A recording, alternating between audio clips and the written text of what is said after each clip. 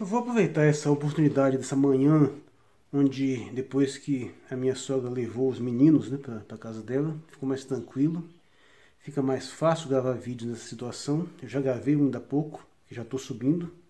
Esse eu só vou publicar depois. Dessa mesma manhã do dia 22 de junho de 2020. E retomar um assunto que eu comecei com aquele vídeo do MGTOW, né, que publiquei alguns dias atrás. E que me foi cobrado muito esse vídeo. E não só por uma pessoa. Teve pelo menos uns 3 que já me cobraram ao longo do tempo, de formas diferentes, um vídeo sobre esse assunto. E eu pensava que eu tivesse até pouca coisa para dizer, mas acabou que se estendeu bastante. Teve alguns comentários que colocaram outras questões. Então, para não fazer um MGTOW 2, né, eu resolvi focar nesse ponto mais relevante do incel, que é a sigla de Involuntary Celibacy, ou seja, o celibato involuntário, que aflige muitos jovens da nossa geração, dos homens, a respeito da dificuldade de conseguir relacionamentos, de conseguir desenvolver relacionamentos afetivos, né, com mulheres, as suas dificuldades afetivas e que levam a uma série de frustrações e problemas relativos que estão todos conectados com aquele assunto desenvolvido anteriormente. Eu não sou exatamente não pretendo de forma alguma sair dando dicas de como você resolve esse problema pessoalmente, embora, claro, que eu tenha algum conselho a dar. Mas é claro, eu nunca cheguei perto de ser um pick-up artist, né? Nem a famosa sigla PUA, que são os artistas da pegação, né? Apesar de que eu tenho experiência de relacionamentos. Eu estou com 48 anos agora, já estou casado no segundo casamento há 15 anos, tive um casamento anterior que durou 6 e quase 7 anos, e tive alguns outros relacionamentos, então eu tenho uma experiência com mulheres, além de ter filhas que já são adultas. Sim, tenho algo a dizer, mas além de uma análise filosófica, cultural um pouco mais aprofundada, que eu creio que seja de interesse. Mas a primeira coisa então, que eu tenho para dizer a respeito desse problema da dificuldade masculina de muitos homens em se relacionar com mulheres, e atendendo até alguns pedidos, é que a primeira coisa que você tem que entender é que não, isso não é culpa do feminismo exatamente, ou da situação cultural ou da sociedade, não. Isso aí é um problema estrutural da natureza, porque a espécie humana foi engendrada em termos evolutivos para ser assim. Para que, nessa divisão de sexos, os machos disputem entre si a atenção pelas fêmeas. Isso é a natureza que determinou. E reclama, se você tiver reclamações, reclama com o fabricante. Eu já tentei, nunca me respondeu.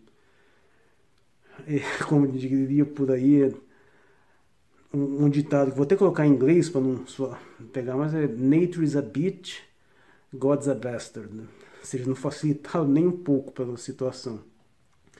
Mas sim, isso é uma problemática natural. Isso está presente no reino animal. E são inúmeras as espécies, inclusive espécies mamíferas, espécies superiores, taxonomicamente falando, onde a disputa pelo acesso às fêmeas atinge níveis de brutalidade extrema.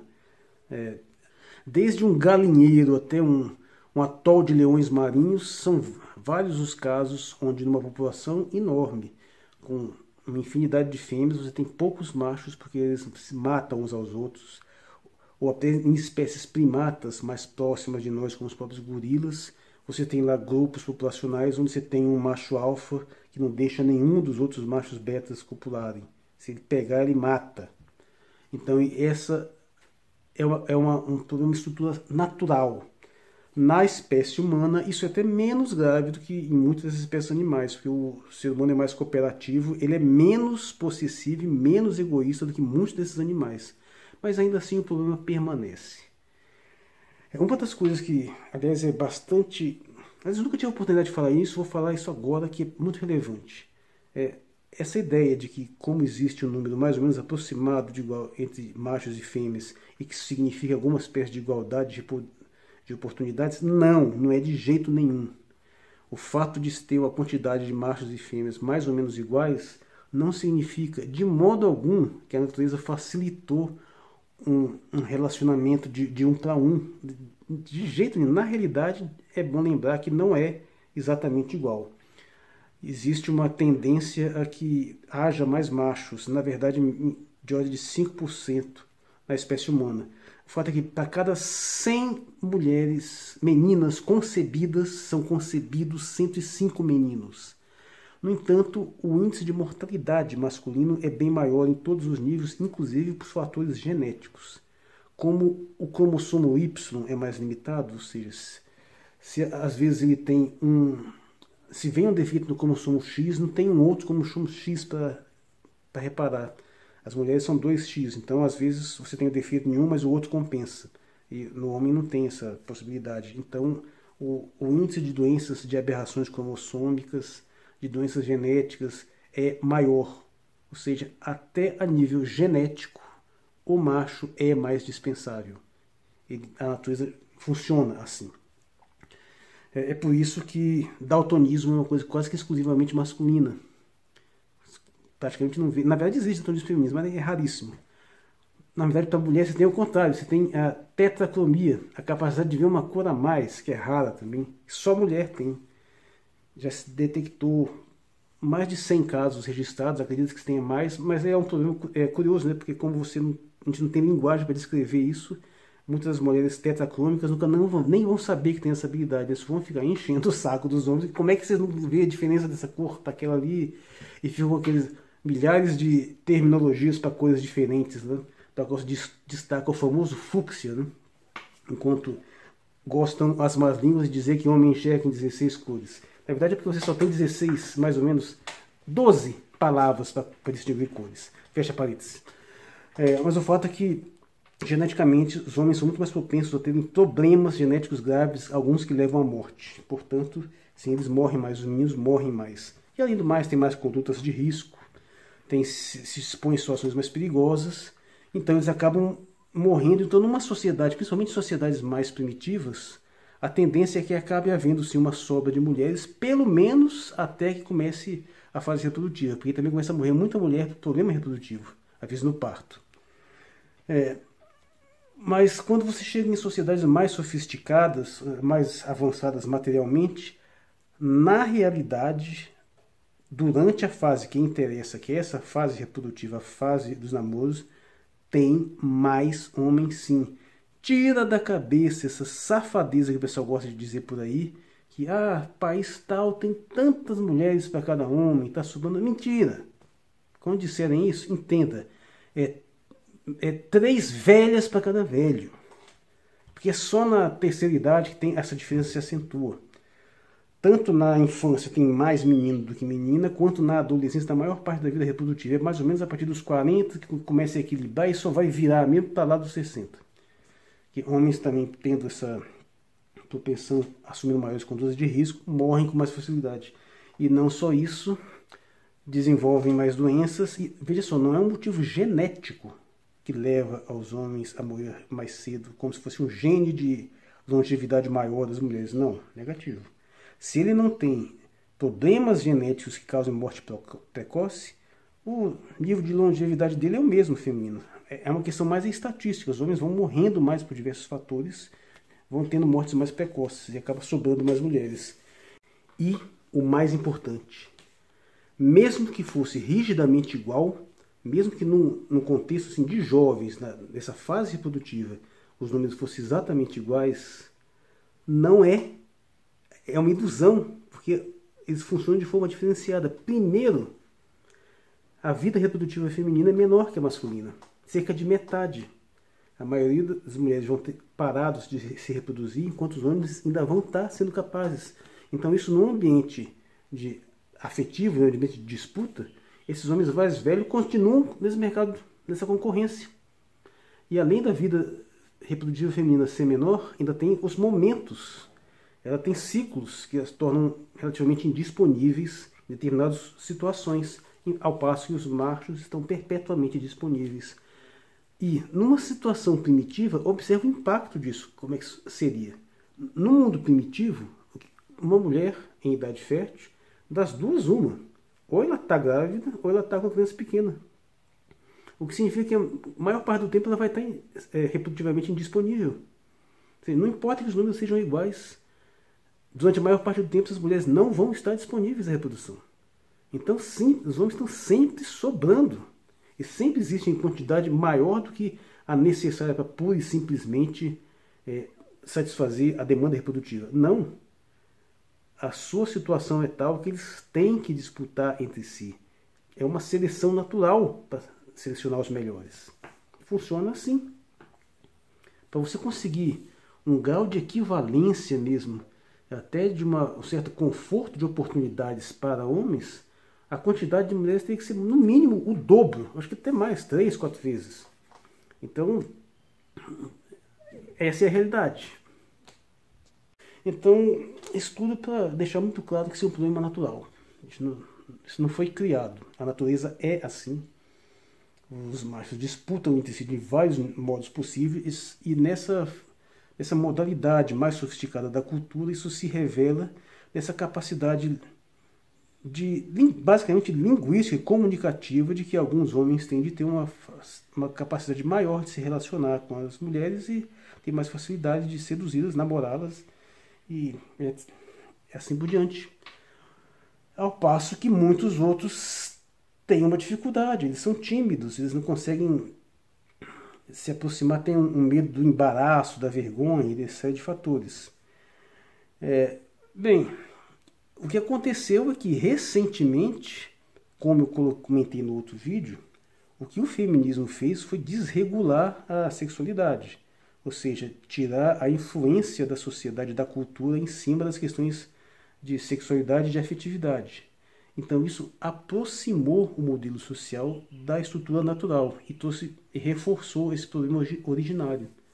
Um problema que tinha sido atenuado especialmente pela monogamia, né? Porque dependendo de uma sociedade tradicional, até importa pouco que você tenha pouca habilidade para se envolver com mulheres, porque às vezes os casamentos são arranjados, aquela situação está tranquila, e você vai se casar em algum momento, bem jovem até. Então isso é meio que inevitável. Dependendo da sociedade, esse problema deixa de existir. Até porque muitas vezes são sociedades que reprimem a sexualidade livre, né? Mas numa sociedade mais liberal como a nossa não tem jeito, né? Se o Estado, a cultura, a religião deixa de fazer esse papel regulatório da afetividade, você vai ter que fazer esse papel por conta própria. Você está livre para fazer esse papel por você mesmo. É o discurso liberal aplicado à sexualidade. É que nem você arranca todos os direitos trabalhistas do camarada. Não, agora você está livre para negociar com o seu patrão. Entre aspas, foda-se. Mesma coisa. Eu sempre gosto de apontar a similaridade entre feminismo e libertarianismo, sabe? Que é essa ideia de desregular, de tirar a influência de um lado de um patriarcado, do Estado, e essa convergência com que faz que num sistema desregulado, um grupo de privilegiados que já tem uma habilidade maior fique cada vez melhor. Vocês vão, nessa questão afetiva, eles vão ter acesso a cada vez mais mulheres, enquanto aqueles que têm menos, que não têm essa habilidade, vão ficar cada vez mais para trás. No sistema econômico é a mesma coisa, os mais ricos vão ficar cada vez mais ricos e assim por diante. Aceita o fato, isso é o resultado da liberação.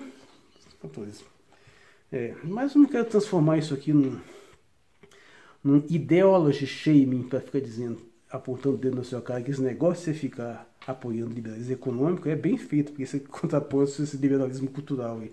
Não, deixa isso para lá. O ponto é que você vai ter que lidar com isso nessa nossa sociedade. Agora, o que eu posso dar em termos de dicas? Bom, eu até pensei em fazer um vídeo entrevista com alguns conhecidos meus, que são pessoas bem mais experientes do que eu, tanto em termos de vivência, como terem tomado opções diferenciadas na vida. Mas no que se refere a se você tem um problema crônico de timidez ou dificuldade de arranjar relacionamento, eu posso dizer algumas coisas. Eu não sou lá o melhor exemplo não, porque eu mesmo fui perder a minha virgindade com 17 anos, né? Mas eu tive, e depois eu fui aperfeiçoando. Eu notei, depois que eu saí do meu primeiro casamento, eu estava bem mais esperto. Eu cheguei a protagonizar umas cenas bastante interessantes. Eu cheguei a ter, um determinado momento, me separei, continuei assim com um namoro com a minha ex-esposa, namorando uma outra, e as duas sabiam. Isso aqui tinha ficado bem claro. Ainda estava em contato com uma outra, eu fui amante também de uma mulher casada, então eu tive as minhas aventuras. Não sou totalmente inexperiente, não. Eu me arrependo de algumas. Mas o que eu posso dizer? Então, posso dar algumas dicas que podem servir, até porque não só para qualquer pessoa, mas eu tenho 2 filhos também, um deles está com 11 anos, tenho um sobrinho já adulto. E o que eu posso dizer é o seguinte, meu amigo. Vamos lá, vamos tentar sintetizar. Primeira, seja realista e não tenha raiva da realidade.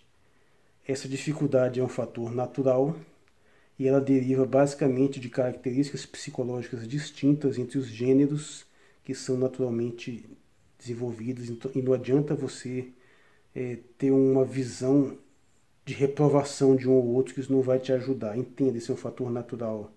Se você acha que as mulheres são muito reativas no que a gente dá bola, não pense que elas são más, elas são umas frescas. Isso é uma questão natural e isso é tão intrinsecamente natural quanto o seu impulso sexual, que muitas mulheres também não gostam de lidar. Você tem um impulso sexual, você tem uma percepção das mulheres, e isso é muito intrínseco, muito visceral para qualquer homem normal, né?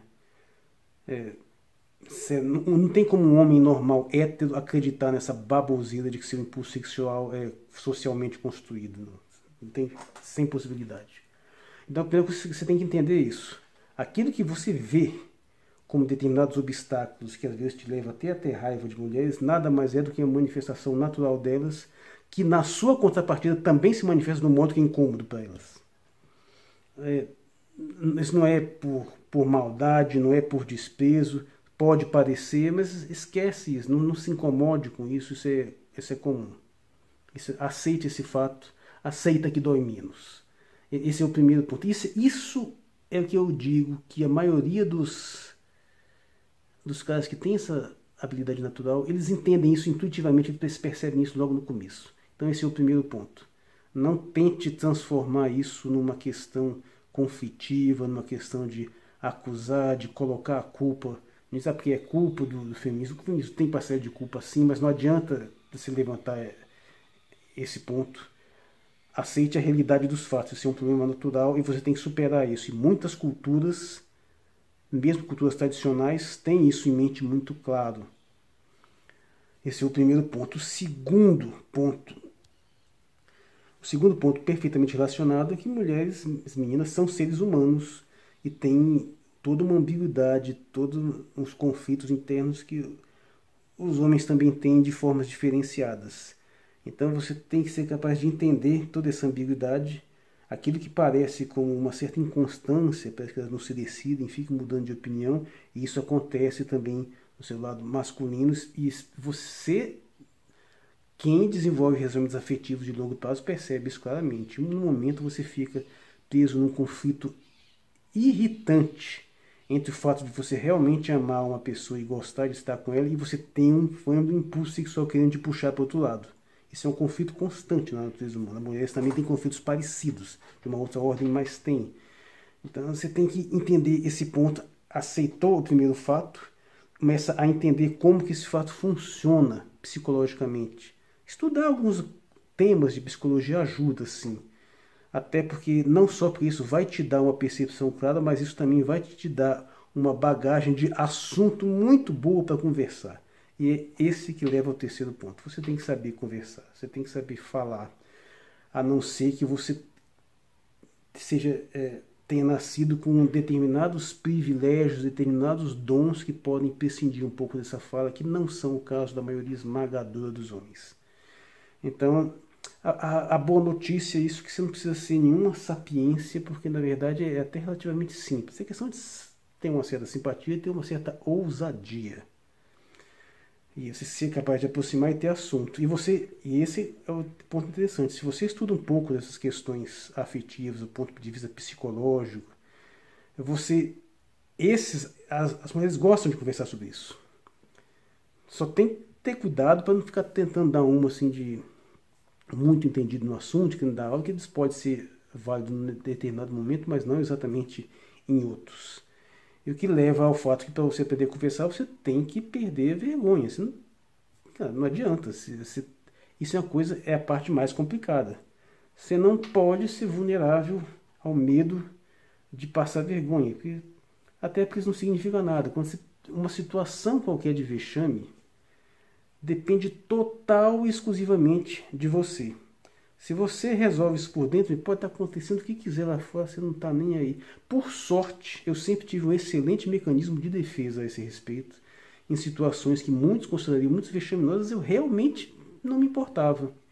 Não sei se por um processo psicológico que afundava aquilo lá e passava a vir de uma outra forma, mas eu tive essa vantagem de passar por situações que muitos talvez cairiam e eu realmente atropelei numa boa. Eu fico imaginando tanto de vida que se perdeu por aí, como uma rapaziada que teve a sua primeira grande desilusão e às vezes até se matou. Quem não teve isso? Você pode pegar o mais fera dos pegadores, os passadores de rodo por aí. Pode apostar que esse cara lá no começo teve uma desilusão, teve um coração partido também. Todo mundo vai ter, meu amigo. Aceite esse fato. A não ser que você dê a sorte, se é que isso é uma sorte, de se casar e passar o resto da vida com a primeira mulher que você se apaixonar, mas fora essa hipótese remotíssima, até na maioria das sociedades tradicionais vai acontecer essa situação onde você teve um determinado interesse e ele não pôde se concretizar e isso gera uma frustração. Isso acontece com as mulheres também. Então, isso tem que ser superado. Perca a vergonha e perca esse medo. Eu sei, é complicado de você dizer isso não dizer exatamente como. Esse é o problema. Não tem exatamente um como, a não ser um método que é absolutamente funcional, é simples de explicar, mas é difícil de fazer. É que a maioria das coisas, das competências, podem ser desenvolvidas começando pela simulação.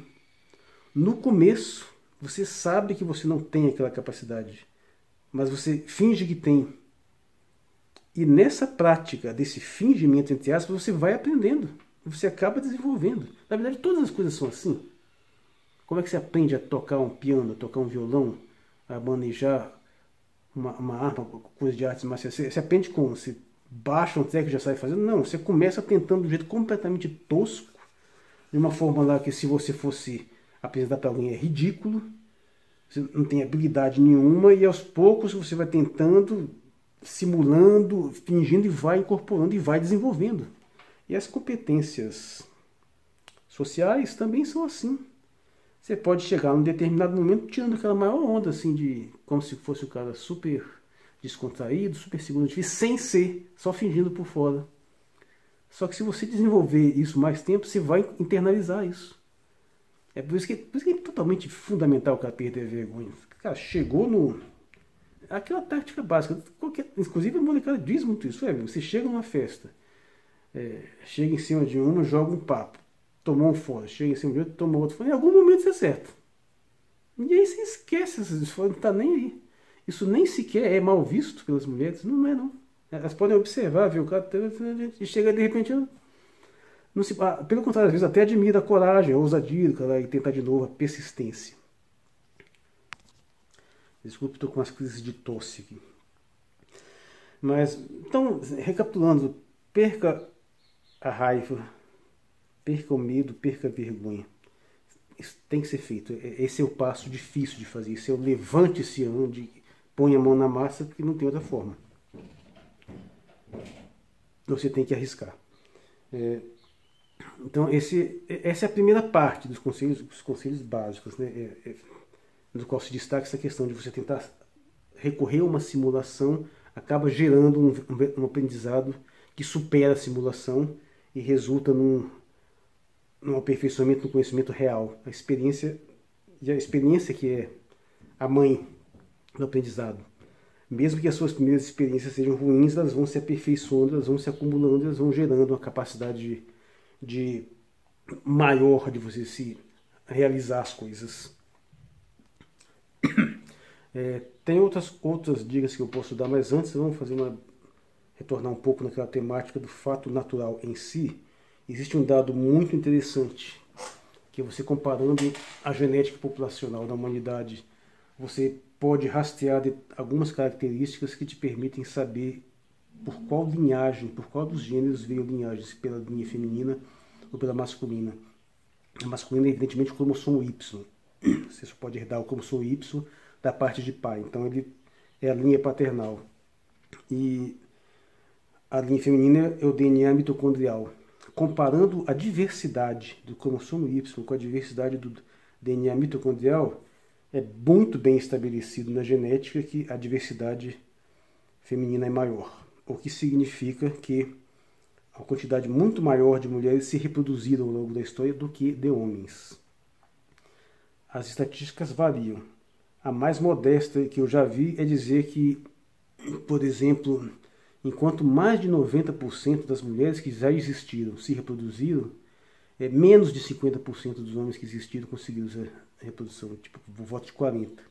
E eu já vi algumas estatísticas bem mais drásticas. E no caso da humanidade é até boa, porque já se fez essa verificação em animais também e tem casos muito mais graves. E assim, de ser menos de 10% dos machos conseguiram se reproduzir. Às vezes pior ainda. Então sim, você tendo sido a humanidade programada, desenvolvida desta forma, isso gera consequências sociais muito claras até hoje, que só são atenuadas graças além, claro, da repressão cultural, mais tardiamente pelos métodos anticoncepcionais. Né? Se não fosse isso, a situação era bem mais complicada. A ruptura entre a sexualidade em si e a reprodução, ruptura essa consolidada pelos métodos contraceptivos, ela permitiu uma independência, algum grau de independência, principalmente nas classes mais favorecidas. Isso vai gerar uma situação historicamente inédita, né? Onde a promiscuidade não necessariamente vai se reverter em sucesso reprodutivo. E isso vira um pouco o jogo. Porque, historicamente, primitivamente, os alfas se reproduzem em quantidade muito maior, mas na verdade os betas nunca deixaram de se reproduzir, caso contrário, sua predisposição genética desapareceria. O que acontece historicamente é que aconteceu evolutivamente, é que apesar dos alfas terem uma taxa reprodutiva maior, o índice de mortalidade dos seus descendentes também é maior, porque o alfa é o sujeito que não se responsabiliza, primitivamente falando, o alfa, que não se responsabiliza pela criação da prole. Ele se ocupa apenas em fecundar. Então a prole dele morre mais também, ao passo que a prole dos betas, aqueles que se reproduzem menos, mas que acompanham mais a criação dos filhos, tem uma índice de mortalidade menor. E por isso, e além de falando do cruzamento também, que essas características passam pelas mulheres também, que tem uma dinâmica diferenciada, isso faz com que, no final das contas, acabe tendo, se não uma equivalência, pelo menos uma desproporção brutal dessas características. Isso não muda o fato de que os alfas ainda vão levar uma vantagem nesse mercado de relacionamentos. Mas essa vantagem é limitada e ela é temporária.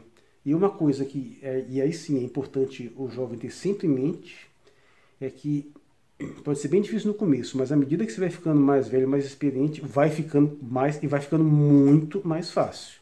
Sabe que no começo, principalmente na adolescência, começando a vida adulta, o capital de potencial de interesse das mulheres é esmagadoramente maior que o dos homens. Não tem comparação. Pelo menos que da maioria dos homens, né? Deixando de fora os alfas, as celebridades, aqueles que são muito requisitados. Mas isso vai variando com o tempo. Isso vai eu creio que dá para dizer que começa a chegar a equivalência por volta dos 30 aos 40 anos e depois se inverte.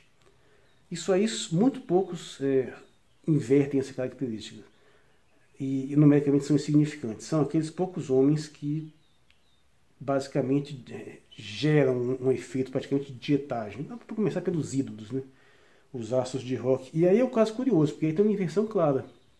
Você nunca vai ver homens em massa, desesperados, chorando por causa de uma mulher só. Isso aí não tem. Você vê o contrário. Você vê lá o ídolo pop lá do palco e a mulherada se descabelando lá, chorando, aqueles públicos histéricos. Isso é um fenômeno exclusivamente feminino. É a suprema inversão, né? Porque apesar da hipergamia feminina as tornar mais difíceis de serem conquistadas pelos homens, nesse caso em especial a situação se inverte. E aí nesse ponto, esse alfa lá em cima, ele está numa situação que não tem paralelo feminino. Não tem essa de uma mulher só conseguir gerar esse efeito a ponto de fazer uma plateia de homens desmaiar, assim, de entrar em choque. Não tem. Mas saindo desse campo extremamente restrito, do ponto de vista mais real, permanece essa enorme desvantagem. Elas têm essa facilidade de escolher, de dispensar. Claro que vai ter exceções. Você pode ser capaz de detectar essas exceções. Mas você tem que ter em mente um outro fator também mais interessante. As características desses grandes ídolos, esses que chamam muita atenção, várias delas podem ser simuladas com muito sucesso. Isso pode ser aplicado de determinadas formas, até você aprender a tocar um violão e a cantar, até você simplesmente simular uma postura ou imitar um visual. Só que isso tem que ser feito com alguma seriedade também. Não adianta você não ter menor vocação para tocar nada e resolver se meter a tocar um violão só porque acha que vai impressionar. Você tem que gostar de tocar o violão. Mas dentro desse repertório de coisas, essa pose, esse modo de falar, esse modo de se vestir, de se comportar ou de ter uma determinada aptidão técnica, que pode não ser necessariamente artística, pode ser esportiva também. Alguma dessas coisas você pode aprender a fazer. E na pior das hipóteses, se você não acha nenhuma dessas competências, dá só do simulacro puro e simples. E também não se iluda muito. Existem muitos discursos fajutos por aí que eu tenho visto que atribuem uma excessiva valoração feminina a algumas coisas e não a outras. Mas isso também não é necessariamente verdade. Existe, por exemplo, um segmento crescente de mulheres que têm interesse por coisas mais diversificadas e coisas que interessam mais aos homens. E, aliás, isso é uma vantagem da geração atual, uma coisa que não existia antigamente. Hoje, a quantidade de mulheres que vão achar que gostem de videogame, que gostem às vezes de quadrinhos ou de filmes que te interessem, é incomensuravelmente maior do que era antigamente. Não tenha dúvida. Então isso gerou uma compensação facilitadora. Essa nerdificação das mulheres tem esse fator também curioso. Você sempre é capaz de achar alguma afinidade. Não é possível que não tenha alguma coisa onde você não consiga compartilhar que interesse pelo menos a alguns grupos restritos. E nesse sentido, até a internet ajuda um pouco, né? Porque facilita você localizar algumas coisas nesse sentido, desse universo. E agora a minha bebezinha acordou, mas voltando ao ponto, uma questão interessante também dessas características é que não só esse ídolo é um referencial, a referenciabilidade primordial, o arquétipo primordial do macho alfa é o macho violento, é o que se impõe pela força. E isso também pode ser simplesmente simulado pelo simples fato do cara, por exemplo, desenvolver uma cultura física, ficar fisicamente forte, ele não precisa exercer essa violência. Ele só precisa ter essa aparência. Ou você, por exemplo, desenvolver uma habilidade em artes marciais, saber manejar lá uma arma, essas coisas também aumentam, até porque aumentam a sua testosterona, te dão alguma proeminência física maior, e isso se reflete psicologicamente também num nível maior de confiança, de assertividade. Assim, a prática física é extremamente recomendável. Outra dica também que eu acho bastante crucial é que se você tem essa dificuldade, evite ficar se relacionando apenas com outros homens que têm a mesma dificuldade. Você junta dois tímidos, você simplesmente reforça a timidez. É muito mais prático você dar um jeito de começar a se associar, pelo menos ocasionalmente, pelo menos para algumas saídas ocasionais, com essa galera mais esperta. Começa chega perto deles, pede, não tenha vergonha de pedir conselhos, não. Esses caras frequentemente eles gostam de ajudar. Eles podem até servir como um auxílio prático, assim, facilitando seus contatos, te apresentando. Não que isso vá ser fácil exatamente, mas é uma abordagem válida e é um erro que muitos cometem. O indivíduo tem essa característica, essa retração, essa dificuldade, e em vez de procurar companhias para compensar isso, não, ele faz procurar companhias que reforçam e aí vão se fechando em clubinhos para ficar reclamando dessa dificuldade que eles têm de acessar mulheres e até resultar nessa maluquice aí desses nichos de internet, né, que eles reforçam tanto esses problemas uns pelos outros que eles vai virando uma paranoia, eles vão compartilhando essas experiências malfadadas, essas más percepções de mundo, vão compartilhando isso entre vários outros que têm o mesmo problema, e o que acontece? Eles acabam criando uma visão de mundo toda baseada nisso, praticamente uma ideologia, e daí para derivar isso aí em formas de misoginia real, e até coisa pior, o risco é extremamente alto. Isso é um dos malefícios também da internet, né? Ela facilitou muito a conexão entre esses grupos, com o agravante que esse pessoal, em parte pela tendência ideológica, tem uma mania de assumir perfis anônimos, né? Então você na verdade nem sabe com quem você está falando. Inclusive tem casos seguramente de indivíduos que têm mais de um perfil aí, ficam simulando até diálogos. Eles podem ser bem maiores, ser bem menores do que realmente parecem. Mas o fato é que tem que ter muito cuidado com esses clubinhos. Diversifica a sua experiência. Entre em contato com outras pessoas. Um dos motivos de porque esse problema era menor também no passado é porque, sendo as relações mais orgânicas, você já estava meio que forçado a convivência com tipos diferentes de pessoas. Então, quem tem uma determinada característica, mas está sempre se vivendo com outros que têm outras características, acaba compartilhando as experiências e chegando mais ou menos no meio termo. Isso vale também para o contrário. Para esses camaradas que já são muito assim desinibidos, muito pegadores, se eles também se juntarem em muitos grupos, eles acabam, em grupos com a mesma característica, eles acabam gerando sei lá, uma vivência excessivamente desregrada, e às vezes também é bom para eles ter uma convivência com pessoas mais comedidas, né? É minha bebezinha. E para finalizar, meu amigo, tentando finalizar aqui, talvez a dica mais importante que eu possa dar para alguém, e não só sobre isso, mas sobre qualquer aspecto de aperfeiçoamento pessoal na vida, a respeito do autoconhecimento, autoentendimento, autoobservação, mas é que é algo que pode também soar um tanto contrário a muitas doutrinas que vivem pregando por aí, das quais eu mesmo aprendi, sobre essa questão da superação do ego, da desintegração do ego, esses viés mais gnóstico, budista, em alguns aspectos nova era. Infelizmente, eu tenho que sugerir o contrário. Num certo sentido, você tem que fortalecer seu ego. Pensando em termos freudianos dessa vez, né? É preferível você desenvolver uma certa presunção, um certo orgulho, uma certa vaidade, do que o contrário. Isso para tudo na vida. Fica mais fácil você conseguir as coisas. O que você não pode é se iludir, ter um delírio de grandeza. Mas se você não tem um amor próprio, se você não se considera, até mesmo com alguma ingenuidade, como bom em determinado aspecto, como merecedor de alguma coisa em especial, se você não tem isso, você perde a força motriz da ação.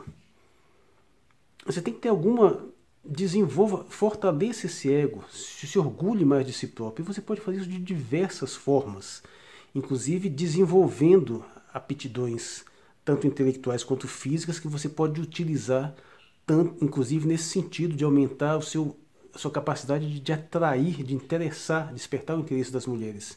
Até mesmo isso, veja bem, essa pessoa que tem tido esse problema, tem se reunido na internet, essa turma dos incels, pelo menos uma coisa eles acabam tendo alguma leitura, eles tomam contato com materiais, com conhecimentos, e eles têm acesso ao desenvolvimento de alguma intelectualidade. Mas curiosamente eles não usam isso a favor deles. E sim, meu amigo, você pode usar tudo a seu favor, até mesmo esses conhecimentos que a princípio são estereotipados como porque a mulher não quer saber disso. Não é bem assim. Se você souber utilizar isso, souber discursar nesse sentido, são elementos que você tem que chamam a atenção, sim. Você pode pousar, mesmo não sendo, mas pelo menos parecer um cara mais inteligente, mais profundo, mais maduro. Isso tem efeito. Tem que aprender a dominar essa técnica. Claro, E não só isso, mas também em todos os aspectos, por mais que você desenvolva essa aparência, até essa simulação, ou até essa presunção real, você vai estar sujeito a erro. Em alguns momentos você vai cometer gafes, isso é inevitável. É por isso que uma coisa, uma vulnerabilidade que você não pode ter é essa da vergonha, de ter muito medo de passar vergonha. Porque não sei porque isso só quem se importa é você. Se você supera esse negócio, você pode até ter um contexto de uma situação, teve um vexame, todo mundo está falando, mas você pode facilmente pegar isso aí e virar a seu favor, até porque quando uma situação dessas acontece e você demonstra que você não se abalou, isso se inverte. Você vê, putz, os cara passou por isso, não tá nem aí, pô, esse cara é seguro de si, hein? Por exemplo, então, sim, para não delongar muito mais, pense bem, estude um pouco mais esse assunto, se aperfeiçoe, mas aproveite esse estudo para desenvolver elementos que te beneficiam, que você pode usar a seu favor. Faça atividades físicas sim, aperfeiçoe seu corpo, mas também aprimore suas aptidões intelectuais e artísticas, se você tem essa vocação. Você tem que superar esses fatos e tenha paciência. Não adianta você querer ter todo esse sucesso ainda muito jovem. Quando eu digo que eu perdi minha virgindade com 17 anos, tem gente, muita gente pode achar que para mim pareceu muito tardio, né? Porque eu conhecia casos bem mais precoces do que eu, apesar de que depois eu soube que muitos estavam mentindo. Mas para alguns pode ser muito cedo também. Você pode esperar mais, não tem. Cara, tem um limite também, né? Se o cara passou dos 30, aí já fica meio complicado. Já tende a ficar. Já teria que dar uma dimensão maior. Eu penso estar falando principalmente do pessoal um pouco mais jovem. E um outro fator, em termos práticos, é que melhor lugar para você conseguir companhia é universidade. Esquece essa baboseira que você vai se dar bem na balada, sei lá, na mortalha do carnaval, na rua, não. Melhor lugar é a universidade. Principalmente universidade mesmo, as grandes. Eu estou falando, eu só acho que é preocupante a vida afetiva de alguém, de algum homem, se torna mais preocupante em termos de dificuldade se ele passar todo o período universitário e no período universitário realmente não tentou e não conseguiu, porque aí a situação é mais grave, já precisa de uma intervenção maior. Mas é o local ideal, onde você vai pegar pessoas adultas que já estão mais libertas de quaisquer pressões familiares, já têm uma noção melhor do que querem, já são mais seguras de si, e você pode já, até pelas questões, pelas matérias, pelos cursos, selecionar melhor as afinidades e você tem um espaço até para demonstrar aptidões intelectuais que podem se tornar interessantes. Mas sim, fora universidades também, dos locais que costumam ser bons são esses grupos mais pessoais, tipo igrejas, né? Que são grupos mais familiares. Mas aí vai ter uma dificuldade adicional, porque é a aprovação familiar, que por outro lado também pode ser uma vantagem. Mas bem, é isso. É um universo de coisas que se poderia dizer. Essa questão se torna um pouco mais preocupante a partir do momento que ela deixa de ser um problema individual para se transformar numa coisa maior, ao ponto de ter um pessoal que começa a se juntar em coisas que parecem movimentos que podem levar ao digital ou coisa pior. Nós tivemos ocorrências até de crimes praticados em pessoas que homens estavam em situação como essa, e isso gera um problema muito sério, alimenta as teorias conspiratórias feministas, alimenta as paranoias antipatriarcais. Isso, eu até tenho notado algumas pessoas que têm preocupação com isso, que ficam dando conselhos até bem enfáticos, você jamais cair na besteira de recorrer para a violência, para a criminalidade, que pode ter até um efeito compensador temporário tardio, mas ferra com a tua vida. Mas fica resumindo as dicas. Faça aperfeiçoes fisicamente, aperfeiçoes mentalmente, espiritualmente. Tenha esse cuidado, se mesmo que você postergue essas possibilidades de relacionamento um pouco, vale a pena. Perca a raiva, pare de ficar vendo mulheres de uma forma negativa. Não são seres humanos que têm dilemas próprios perfeitamente análogos aos que você também tem, e que se você sai desse seu universo próprio masculino e você olhar de fora, é bastante constrangedor até, inclusive, talvez até mais reprovável do que aquilo que você vê nas mulheres. tenha uma noção clara dos seus problemas. Aliás, pare com esse negócio de ficar dizendo, porque o feminismo estragou as mulheres estão tudo umas egoístas, umas interesseiras, porque esse estrago foi geral, atingiu os homens também, se afetou as mulheres, afetou os homens também. Tenha consciência dos seus próprios problemas antes de ficar apontando o dedo nos problemas dos outros. Isso sim é você ter um aperfeiçoamento em termos de autoconhecimento, que é a chave, autoobservação. Autoobservação, preste atenção nos seus sentimentos, por que você está sentindo isso? O que causou aquilo? Por que um pensamento veio à sua cabeça? Você se conhecendo melhor, você se permite construir melhor sua personalidade, fortalecer mais seu ego, edificar um cabedal de patrimônio mental mais sofisticado que você pode usar a seu favor, não só nessa seara, mas em quaisquer outras situações. E muito cuidado com manipulação por aí de determinados gurus metidos a ensinar isso ou aquilo por aí, que tem uma turma por aí também que tem se aproveitado dessa situação para se beneficiar, para vender coisa, para ficar oferecendo até cursos de curso de pegação, essas coisas por aí. Para finalizar, só vou dar uma dica que isso aí já é uma questão pessoal. É uma questão da minha personalidade. Não mantenha um relacionamento, um namoro mais prolongado com uma mulher que você não considere a possibilidade de se casar e constituir família e ter filho. Pensa bem, você está com uma pessoa e você, olha, bicho, nunca que eu vou querer me casar, então sai fora. Primeiro que você já está correndo um risco danado. Mas assim, se você faz isso, você cria uma ruptura na sua psique, sabe? Porque existe uma progressão. Todo esse processo obedece a uma ordem natural de que você estabelecer aquele contato, aquele envolvimento com fins de aprofundar o relacionamento e constituir uma família. Você tem que ter isso sempre em mente. Provavelmente, frequentemente não vai dar certo, frequentemente você vai desistir no meio do caminho. Mas se você está num estágio, mesmo que inicial, e você pensa naquilo e vê, não, cara, de jeito nenhum que eu levaria isso adiante, então não vale a pena. Não vale a pena mesmo. A não ser, claro, que você já esteja numa situação tal, onde você já superou essa necessidade e está pensando já em outras coisas. Aí já não sei. Mas não vou entrar muito nessa seara, não. Outras coisas no sentido assim de quer desenvolver outros tipos de relacionamento. Mas vou ficando por aqui. Provavelmente esse assunto vai voltar. Eu já vi que talvez eu tenha até aberto uma caixa de Pandora em começar a falar sobre isso, que pode gerar uma demanda maior. Mas fico por aqui. Eu sou o Marcos Valério XR. Hoje é o dia 22 de junho de 2020. Apesar de que eu vou publicar esse vídeo em outro dia. E obrigado por sua atenção.